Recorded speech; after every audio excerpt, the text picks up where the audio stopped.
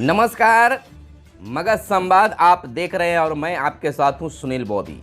मगध संवाद के खास कार्यक्रम बिहार शिक्षा समाचार में आप तमाम व्यूअर्स का स्वागत है। बिहार शिक्षा समाचार में हम खबरों को लेते हैं शिक्षा विभाग के विभिन्न पहलुओं से, चाहे वह विद्यार्थियों के लिए खबर हो, शिक्षकों के लिए खबर हो या फिर शिक्षा से जुड़ी कोई और खबर हो। बाहर की खबरों को भी हम लेते हैं और आपको बताते हैं कि कहां से क्या आई है वैकेंसी। तो तमाम समाचारों को जानने के लिए आप बिहार शिक्षा समाचार देखते रहिए। आइए हम बताते हैं सबसे पहली और बड़ी खबर। बिहार में शीघ्र बहाल होंगे 5000 से अधिक प्रधानाध्यापक, यानी प्रधानाध्यापक की बहाली नए वर्ष में शीघ्रता के साथ किए जाने का प्लानिंग शुरू है। यानी कि अब बिहार में विभिन्न स्कूलों में, चाहे वह प्राथमिक विद्यालय हो, मध्य विद्यालय हो या फिर हाई स्कूल हो, उच्च माध्यमिक विद्यालय हो। और दूसरी बड़ी खबर हम यह भी आपको बताएंगे कि बिहार में नियोजित शिक्षकों को दीपावली का शीघ्र मिलेगा तोहफा, यानी कि तोहफा के रूप में बहुत कुछ मिल सकता है। तो हमारे साथ बने रहिए, देखते रहिए मगध संवाद। सबसे पहली और बड़ी खबर, बिहार में बहाल होंगे उच्च माध्यमिक स्कूलों में 5334 प्रधानाध्यापक।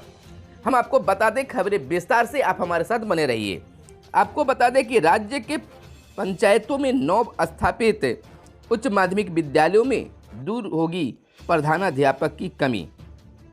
उच्च माध्यमिक स्कूलों में बहाल होंगे 5334 प्रधानाध्यापक। इतना ही नहीं, शिक्षा विभाग की ओर से सृजित पदों की मिल चुकी है मंजूरी। वित्त विभाग से राज्य के पंचायतों में 9 पदस्थापित उच्च माध्यमिक विद्यालयों में प्रधानाध्यापकों के सृजित 5334 पदों को मंजूरी मिल गई है। शिक्षा विभाग के माध्यमिक शिक्षा निदेशक मनोज कुमार की ओर से इसकी अधिसूचना भी जारी कर दी गई है। इसके बाद लोक सेवा आयोग को प्रधानाध्यापक पदों पर बहाली के लिए अधियाचना जल्द भेजी जाएगी। यानी आपको बता दें कि 5 सितंबर को मिली थी मंजूरी। 5 सितंबर को ही बिहार कैबिनेट में इसकी मंजूरी मिल गई थी। यानी कि बिल्कुल अब शीघ्रता से बिहार में हाई स्कूलों में प्रधानाध्यापकों की बहाली हो जाएगी। इधर आपको बता दें कि स्टूडेंट्स, दूसरी खबर है, स्टूडेंट्स करेंगे पर्यटन स्थल की सैर। कॉलेज स्टूडेंट्स को मिलेगा मौका, बीपीएससी को जल्द भेजी जाएगी अधियाचना। राज्य के विद्यालयों, महाविद्यालयों एवं विश्वविद्यालयों में पढ़ाई करने वाले विद्यार्थियों के लिए अच्छी खबर है कि सरकार उन्हें अपने खर्च पर पर्यटन स्थलों की सैर कराएगी।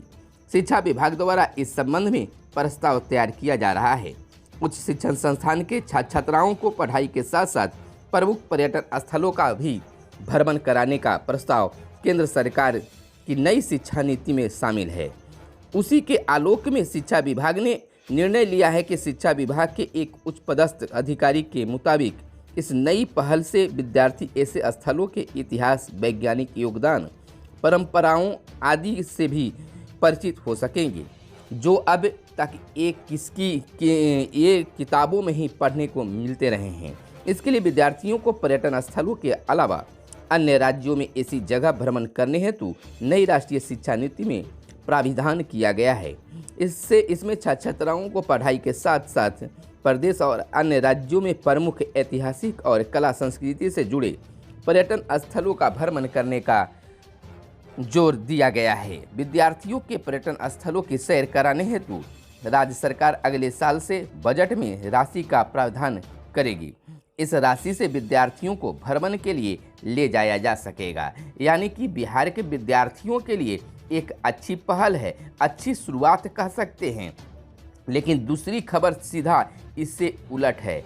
यानी कि एक तरफ जहां विद्यार्थियों के लिए प्रयास किए जा रहे हैं, उस दूसरी ओर शिक्षकों के कार्यों को लेकर सरकार फेल रही है।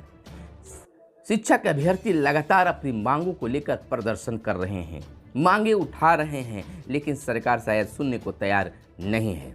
इसी दरमियान कल बीते दिन एसटीईटी उत्तीर्ण अभ्यर्थियों ने पटना में जमकर प्रदर्शन किया, अनशन कार्यक्रम किया। एसटीईटी उत्तीर्ण अभ्यर्थियों ने नियुक्ति की मांग को लेकर सोमवार को गर्दनीबाग में धरना प्रदर्शन किया। उनका कहना था कि सरकार मेरिट लिस्ट जारी करने के बाद भी नियुक्ति नहीं कर पा रही है। अभ्यर्थी आलोक यादव ने कहा है कि सरकार विज्ञापन निकालकर भूल जा रही है। 21 जून को मेरिट लिस्ट जारी की गई थी, उसी के आधार पर नियुक्ति होने वाली थी, लेकिन छात्रों के प्रदर्शन के बाद सरकार का इरादा बिल्कुल बदल गया है।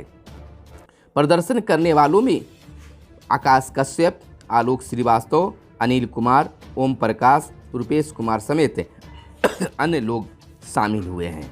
दूसरी खबर की ओर हम चलते हैं कि कॉलेजों में छात्रों को, जैसा कि आप जाने हैं कि कॉलेजों को छात्रों को बिहार सरकार अब घूमने फिरने की मौका दे रही है, जिससे विद्यार्थियों में अब एक खुशी की लहर भी देखने के लिए मिल रहा है। इस तरह के प्रावधानों से जहां शिक्षक उत्साहित होते हैं, वहीं पर छात्रों में भी काफ़ी उत्साह मिलता है। दूसरी बड़ी खबर की अगर बात कर ले तो इंटर में 5.5 लाख सीटों पर होगा स्पॉट एडमिशन। 65,000 सीटों पर पटना में होगा इंटर की दाखिल। ये आपको बता दें कि बिहार बोर्ड के निर्देश पर सोमवार से इंटर में स्पॉट नामांकन के लिए आवेदन की प्रक्रिया प्रारंभ हो गई है। इस वर्ष स्पॉट एडमिशन के आधार पर राज्य में 5,56,880 सीटों पर नामांकन होगा। इसमें पटना जिले की 65,000 सीटें शामिल हैं। बोर्ड ने निर्देश दिया है कि जिन छात्रों का चयन तीसरी मेधा सूची में नहीं हो पाया है, वे स्पॉट एडमिशन के लिए आवेदन कर सकते हैं। ऐसे विद्यार्थी भी स्पॉट एडमिशन के लिए आवेदन कर सकते हैं जिन्होंने अब तक ऑनलाइन आवेदन नहीं किया है। बोर्ड ने उन्हें भी मौका दिया है जिन्होंने चयन होने के बावजूद कहीं नामांकन नहीं लिया है। अगर अगली बड़ी खबर की अगर बात कर ले तो ICAR परीक्षा की आंसर शीट जारी। नेशनल टेस्टिंग एजेंसी NTA ने सोमवार को भारतीय कृषि अनुसंधान परिषद ICAR के PG पाठ्यक्रमों एवं PhD में दाखिले के लिए आयोजित परीक्षा की प्रोविजनल आंसर शीट जारी कर दी है। परीक्षा 17 सितंबर को आयोजित की गई थी।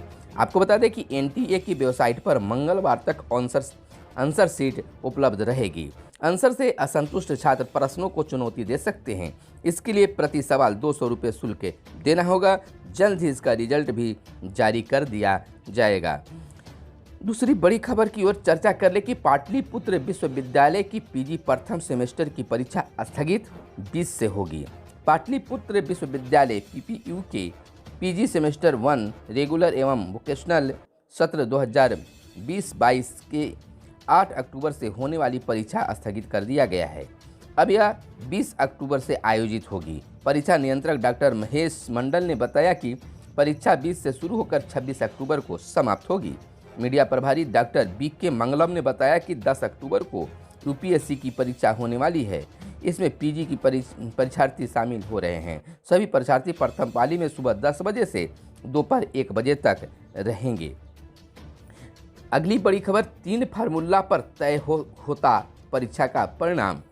UPSC की सिविल सेवा परीक्षा में सफलता 3 फार्मूला पर तय होती है। परीक्षा में बेहतर परिणाम हासिल करने के लिए 70, 20, 10 का फार्मूला होता है।